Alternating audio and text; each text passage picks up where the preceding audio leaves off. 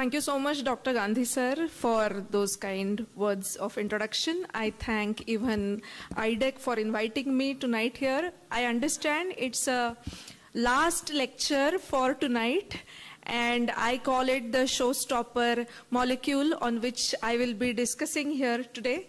So before wasting much time, and I won't come in your way for having dinner and cocktail party. So dual power saga of Vildagliptin and Dapagliflozin combination therapy. What a molecule, I would say. Yeah, we all know type 2 diabetes is a progressive disease.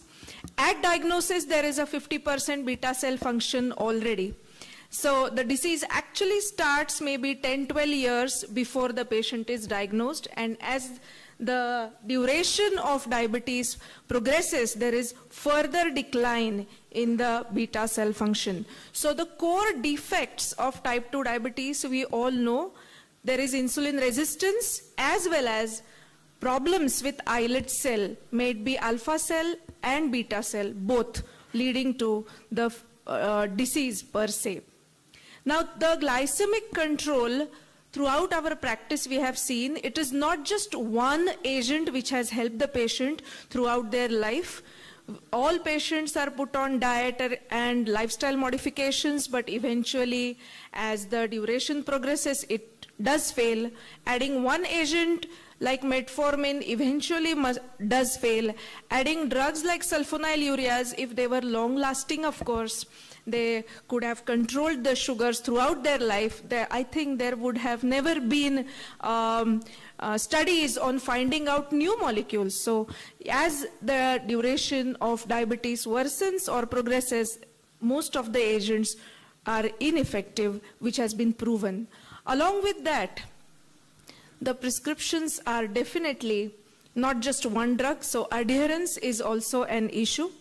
And adherence is an issue because it's a multi-system disease, complex guidelines, progressive disease needing lot of pharmacotherapy. So most of the patients have so many drugs in their prescription. So it is time for synergy. We need something which has got multiple pathophysiological mechanisms, not only for control of hyperglycemia. Diabetes is a disease where we are not looking only at the numbers of sugars, we are looking the benefits beyond glycemic control. So non-glycemic benefits are equally important, and the drugs which are to be used, of course, should not cause hypoglycemia. Neither anybody is interested in weight gain. So the challenge here is, as I said, type 2 diabetes is no more only a glucocentric issue. We have to look at even cardiocentric approaches, beautifully mentioned by all previous speakers about the various effects of drugs like dapagliflozin. We all know hyperglycemia happens because of this ominous octet, a very famous diagram. Everyone knows about it. I would say I'll touch base it quickly. Decreased insulin secretion because of the pancreatic beta cell dysfunction, reduced incretin effect, increased lipolysis. There is increased glucose absorption by the kidney, a very important organ. There is reduced glucose uptake by the peripheral muscle tissue.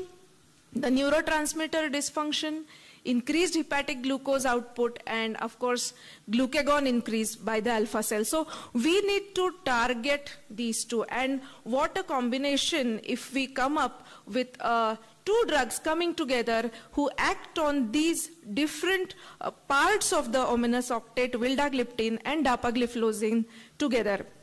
What we call as marriage of two highly competent individuals coming out with some beautiful results. So combination of two therapies will give a synergistic and beneficial effect. So this synergy is important because we get complementary glucose lowering activities.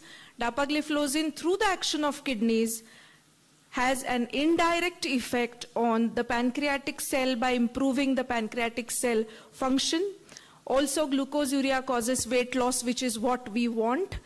There is a cardiovascular effect in the form of reduced systolic blood pressure, and this leads to benefits on the pleiotropic effects. Similarly, vildagliptin, if it acts on through the gut, it leads to improved insulin secretion through the pancreatic beta cell, and more importantly, it reduces glucagon, which prevents the hepatic glucose output. The incretin effect in turn leads to improved GLP-1 and GIP action, and that is the reason of the weight neutrality what has been expressed by vildagliptin. Now we all want some synergistic benefit, especially for Asian Indians.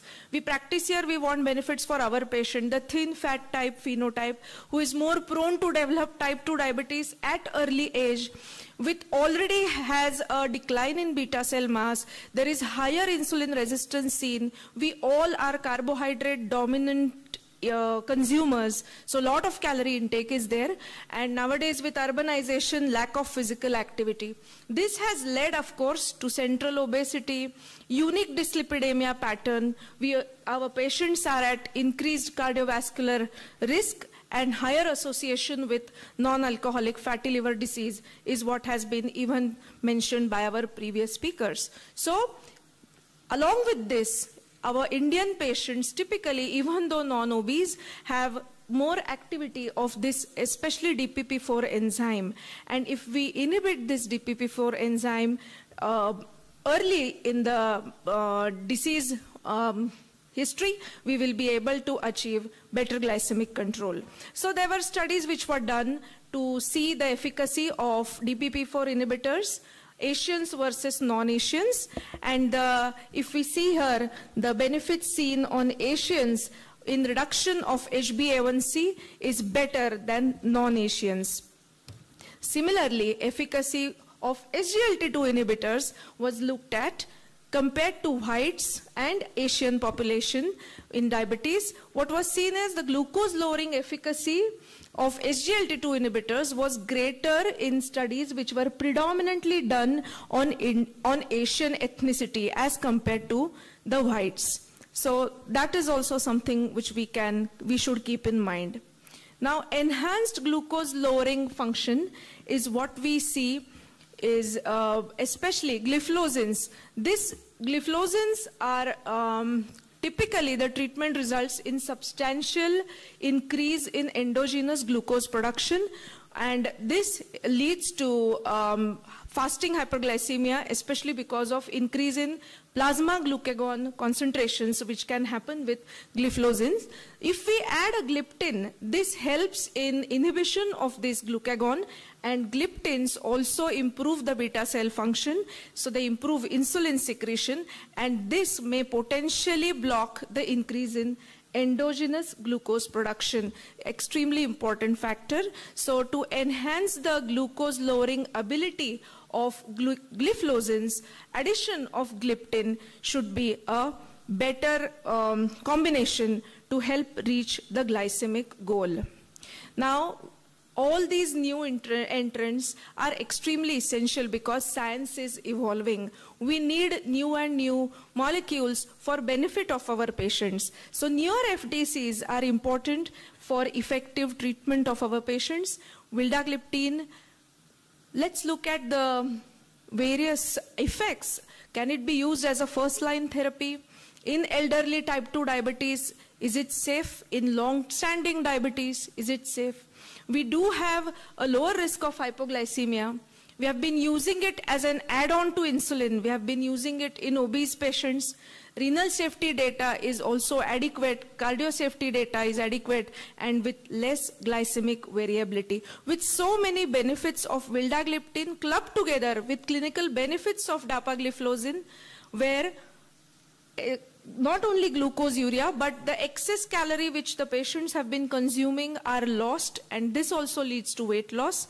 And the cardiac benefits being the glucose-urea, the natriuresis as we were talking about, the osmotic diuresis, which helps in blood pressure reduction. Of course, reduction in the doses of diuretics, optimizing water intake, monitoring of their electrolytes does become important when we are combining these two molecules, so that we do not want any adverse effects. So the combination tackles the core defects of type 2 diabetes. So insulin resistance is tackled by dapagliflozin, and islet cell dysfunction is tackled by vildagliptin. So appropriate clinical applications of this particular FDC of Vilda and Dapa, I call it the showstopper molecule for tonight. Patients of type 2 diabetes with higher HbA1c values who are uncontrolled on standard of care should receive additional drug in the form of gliptin plus gliflozin, and additional glucose lowering benefit is there with low risk of hypoglycemia as well as good efficacy and safety profile.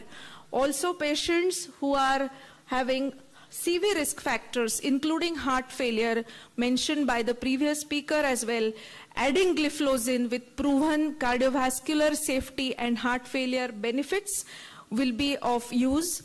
Gliptin's cardiovascular safety has been definitely proven with no increased risk of hospitalization due to heart failure, and therefore this FDC is preferred over the conventional therapies with no CV benefits. Again, this particular combination would help promote weight loss and prevent hypoglycemia as well, as gliflozins cause weight loss properties, gliptins are weight neutral with low risk of hypoglycemia. So this FDC of gliptin plus gliflozin, we are always worried about genitourinary infections, and the incidence of GUT infections favors the use of SGLT2 with DPP4 combined together will help. Only a drug which is used only who is causing glucosuria, there is a high chance of fungal infections or urinary infections, but addressing the patients, giving them time, advising them for personal hygiene is of extreme importance when we write such molecules, and this combination does help. So to summarize here, vildagliptin plus dapagliflozin is a suitable option for Indian type 2 diabetes patients for the following reasons, which are extremely important, I would say. Safer, rapid, and sustained glycemic control is what we want. They improve both insulin resistance and beta cell function. They help reduce body weight. They help control blood pressure, which are the extra glycemic benefits. Pill burden is equally important for adherence and compliance, and overall it is cost effective. Now, with the molecule being off patent, with the drive of Make in India, why not go for such combinations which are even pocket friendly to our patients and give most benefit to them for better glycemic control as well as cardiovascular benefit. With this, I would like to end my talk for tonight. I'll be happy to take questions if any.